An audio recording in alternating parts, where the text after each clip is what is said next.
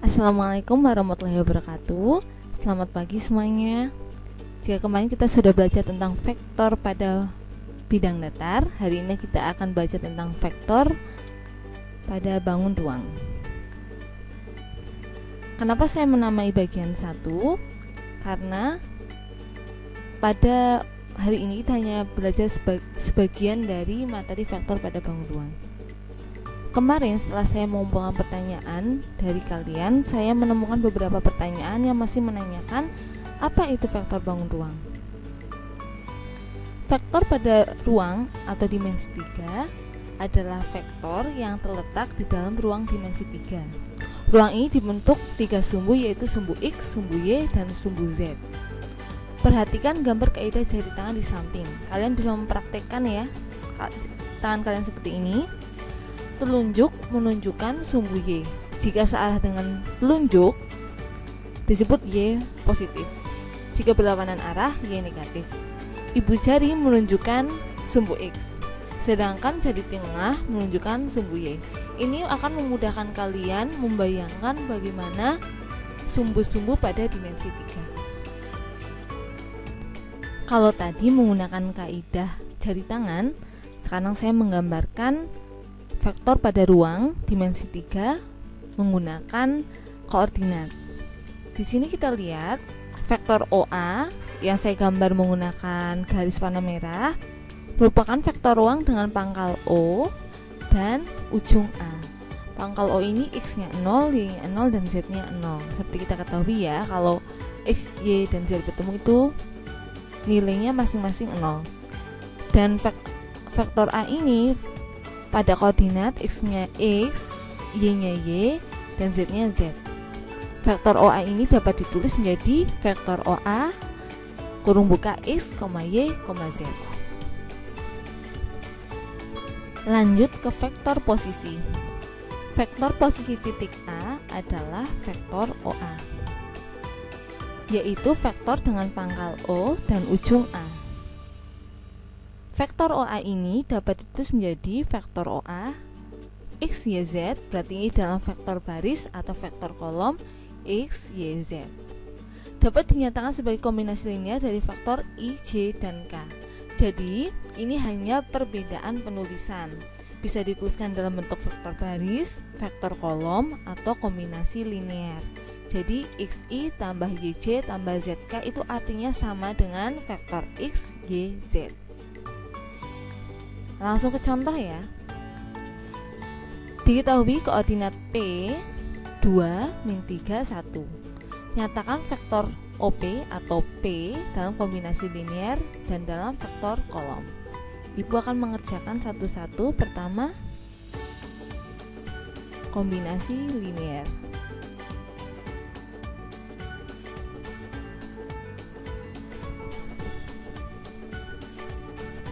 Pada kombinasi linear, vektor OP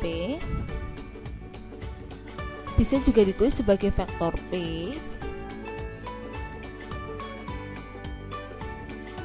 ditulis sebagai 2I tambah min 3J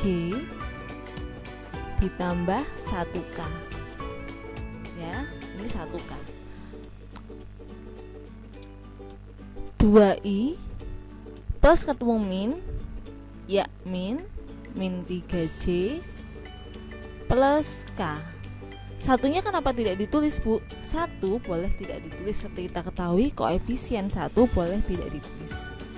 Kalau dalam vektor kolom,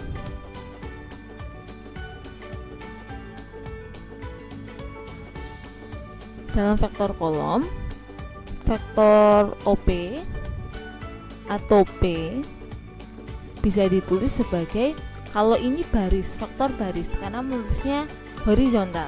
Kalau vektor kolom menulisnya ke bawah, 2, min 3, 1. Begitu. Latihannya silakan kalian kerjakan sendiri. Baiklah, kalau tadi vektor posisi, vektor A di mana titik pangkalnya adalah vektor O dan titik ujungnya vektor A. Sekarang bagaimana kalau vektor tersebut pangkalnya ada pada vektor A yang bukan merupakan titik O, dan bagaimana kalau ujungnya pada vektor B. Ternyata vektor posisinya bisa dinyatakan sebagai berikut secara aljabar ya. Baiklah, kita langsung ke contoh. Diketahui titik P 1,2, min 3 dan koordinat titik Q min 3,4,5. Nyatakan kedua koordinat titik tersebut sebagai vektor posisi PQ. Bagaimana mengerjakannya? PQ seperti kita ketahui tadi, kalau vektor AB, B kurangi A, PQ berarti vektor Q kurangi vektor P. Vektor Q itu apa saja? Tulis ini. Min 3, 4, 5 dikurangi vektor P 1, 2, min 3. Min 3 kurangi 1, 4 kurangi 2, 5 kurangi min 3.